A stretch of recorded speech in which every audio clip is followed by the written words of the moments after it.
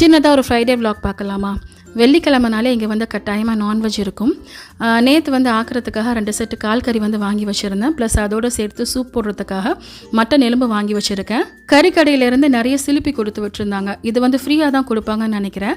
எங்கள் ஊர் சைடில் இது நாங்கள் வந்து இதை சிலிப்பின்னு சொல்லுவோம். ஒரு சில ஊர்களில் வந்து இதை சுத்து கொழுப்புன்னு சொல்லுவாங்க.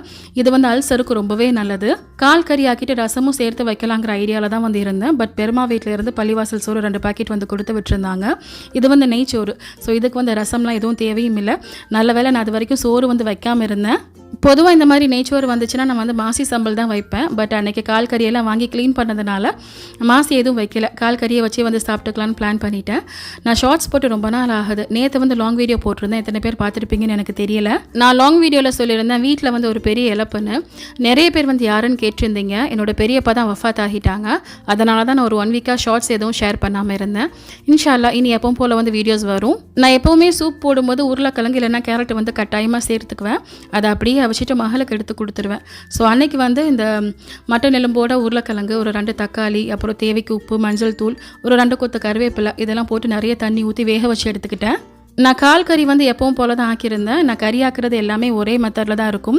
தேங்காய் எண்ணெய், நெய் சேர்த்துட்டு வெங்காயம் போட்டு தாளிச்சிட்டு பட்டை, கிராம்பு, ஏலக்காய், இஞ்சி பூண்டு பேஸ்ட்டு, தயிர் இதெல்லாம் போட்டு நல்லா வதக்கி எடுத்துக்கிட்டேன். இந்த தாளிப்பை வந்து கொஞ்சமாக எடுத்து வச்சுக்கிட்டேன். சூப்பில் வந்து சேர்த்துக்கலாம்னு. இந்த சிலிப்பி வந்து நிறைய இருந்தனால பாதியை வந்து சூப்புக்கு சேர்த்துட்டு மீதியை வந்து கால் கறியில் வந்து சேர்த்துக்கிட்டேன். நான் வீட்டில் யூஸ் பண்ணுற மசாலா தான் வந்து இதுக்கும் சேர்த்துருக்கேன். ஸோ நிறைய தண்ணி ஊற்றி வேக வச்சு எடுத்துக்கிட்டேன். ஒரு 10 விசிலில் வந்து இந்த கால் கறி வெந்துடும். ஸோ லஞ்ச் வந்து முடிச்சுட்டு ஈவினிங் சாப்பிட்றதுக்காக இந்த சூப் வந்து ரெடி பண்ணியிருந்தேன். நான் எடுத்து வச்சுருந்த தாளிப்பை வந்து சேர்த்துட்டு நான் இதில் சூப் மசாலாவும் மருந்து சோறு பொடியும் வந்து சேர்த்துருக்கேன். இந்த 2 மசாலாவுக்கும் நம்பர் கொடுக்குறேன். நீங்கள் வேணும்னா ஆர்டர் பண்ணிக்கலாம். ஃபைனலாக மல்லி இலையும் சேர்த்துக்குங்க. நம்ம ரொம்ப டயர்டாக ஃபீல் பண்ணும்போது இந்த மாதிரி சூப் வச்சு குடிக்கிறது ரொம்பவே நல்லது. எங்கள் வீட்டில் மாதம் எப்படி வந்து மருந்து சோறு ஆக்கிடுவோம். பட் இப்போ இதெல்லாம் ஆக்கிறதுக்கு எனக்கு வந்து பெருசாக டைம் கிடைக்கிறதே இல்லை. ஸோ மருந்து சோறு பொடியை வந்து இந்த மாதிரி சூப்பில் சேர்க்கும்போது அதோட சத்து நமக்கு வந்து கிடைச்சிரும். எங்கள் வீட்டில் தலைக்கறி இல்லைனா கால் கறி ஆக்குனா கட்டாயமாக அந்த நைட்டுக்கு வந்து சப்பாத்தி தான்.